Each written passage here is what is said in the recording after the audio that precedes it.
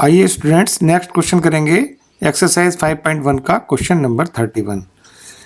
देखिए क्या करना है इस क्वेश्चन में हमें show that the function defined by f x equal to cos x square is a continuous function. यहाँ पर हमको एक फंक्शन दिया हुआ है f x equal to cos x square और हमको ये शो करना है कि ये फंक्शन एक कंटिन्यूस फंक्शन है।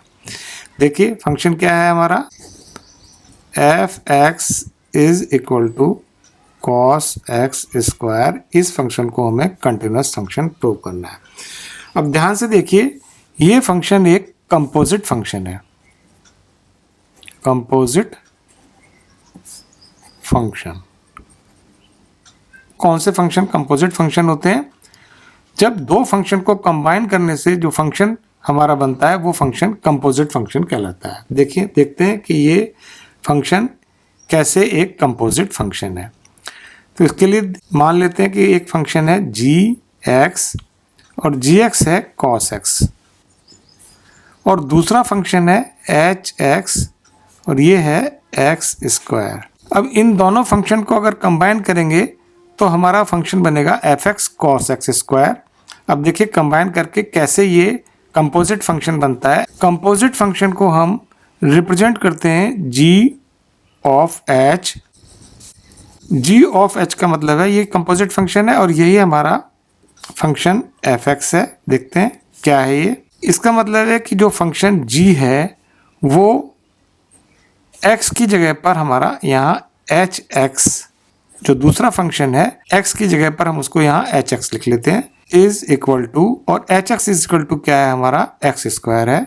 यहाँ पर हम एक्स स्क्वायर पुट करेंगे और जी एक्स क्या है, जी एक्स जो है वो कॉस एक्स है तो एक्स की जगह ये आ गया एक्स स्क्वायर, यानी ये हो गया कॉस एक्स स्क्वायर।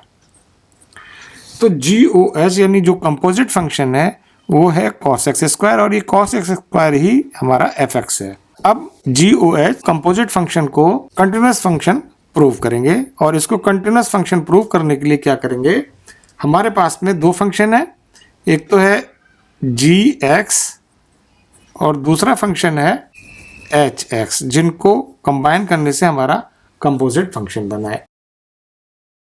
इन दोनों फंक्शन को हम कंटिन्यूस फंक्शन प्रूव करेंगे और इनके कॉम्बिनेशन से जो कंपोजिट फंक्शन बना है इसलिए वो कंपोजिट फंक्शन भी हमारा कंटिन्यूस फंक्शन होगा। जी एक्स क्या है, जी एक्स कॉस एक्स है और एच एक्स जो है वो है एक्स स्क्वायर। सबसे पहले हम जी एक्स को कंटिन्यूस फंक्शन प्रूव कर देते हैं। देखिए कैसे करेंगे इसको। अब यहाँ पर कोई पॉइंट तो हमें दिया नहीं है इसलिए हम क्या करेंगे, at x equal to c के लिए इसको कंटिन्यूस प्रूव करते हैं, जहाँ पर कि सी जो है वो एनी रियल नंबर है, सी बिलोंग्स टू आर है। तो इसके लिए सबसे पहले हम फंक्शन जी एक्स की जो वैल्यू है, जी एक्स की जो वैल्यू है एट सी, वो देखते हैं क्या होगी। एक्स को सी पुट कर देते हैं तो क्या आएगा कॉस सी। तो फंक्शन की वैल्यू एट सी आ गई कॉस सी। अब इसकी लिमिट निकाल लेते हैं, limit x approaches c, function है हमारा जी एक्स। अब यहाँ पर हम राइट हैंड लिमिट और लेफ्ट हैंड लिमिट नहीं निकालेंगे क्योंकि ये फंक्शन एक सिंगल वैल्यूड फंक्शन है। तो हम हमारी लिमिट हो जाएगी limit x approaches c, function g x क्या है, फंक्शन जी एक्स है cos x, is equal to, यहाँ पर हम सी को पुट करके लिमिट निकाल लेते हैं, ये आ गई कॉस सी। अब ध्यान से देखिए जो फंक्शन की वैल्यू एट सी है वो कॉस सी आई है और जो लिमिट है वो भी कॉस सी आई है, दोनों इक्वल हैं, इसीलिए हमारा function g x continuous function होगा। यहाँ देखिए फंक्शन की value g at c equal है limit x approaches c of g x, दोनों ही हमारे कॉस सी के इक्वल आए हैं, ये इक्वल है इसीलिए therefore g x is a continuous function. ये हमारा एक कंटिन्यूस फंक्शन हो गया। अब हम h x is equal to x square जो दूसरा फंक्शन है इसको भी कंटिन्यूस फंक्शन प्रूव करेंगे। देखिए यहाँ पर भी हम क्या करेंगे, at x is equal to c के लिए इसको कंटिन्यूस प्रूव करेंगे। अब सी यहाँ पर क्या है, ये कोई भी रियल नंबर है, यानी सी बिलोंग्स टू आर है। इसके लिए क्या करेंगे, सबसे पहले हम फंक्शन की value at x equal to c पर निकाल लेते हैं। तो एच एक्स है यहाँ पर एक्स स्क्वायर, एक्स की वैल्यू सी पुट करेंगे तो ये आ जाएगा सी स्क्वायर। तो फंक्शन की value at x equal to c आ गई हमारी सी स्क्वायर। अब हम लिमिट निकाल लेते हैं, लिमिट एक्स अप्रोचेस सी और फंक्शन है यहाँ पे हमारा h x is equal to limit x approaches c. H s function जो है वो एक्स स्क्वायर है, यहाँ एक्स स्क्वायर पुट कर देंगे इज इक्वल टू एक्स की वैल्यू यहाँ सी पुट करके लिमिट निकाल लेते हैं तो ये हो जाएगा सी स्क्वायर।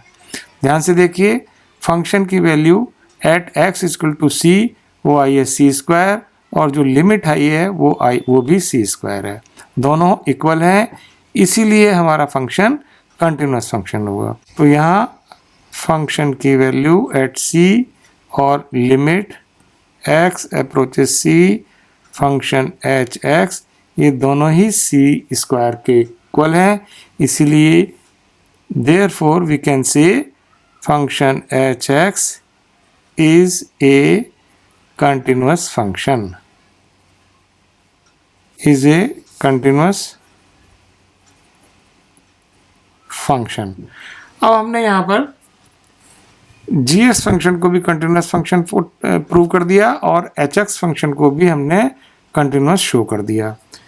तो इनके कॉम्बिनेशन से जो फंक्शन बना यानी कि जो कंपोजिट फंक्शन है, देयरफॉर कंपोजिट फंक्शन जो है यानी G of H is a continuous function.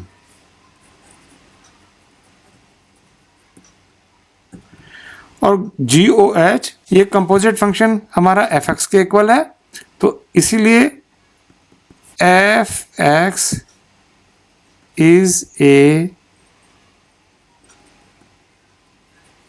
Continuous function for all real values of x. बस यही हमको शो करना था।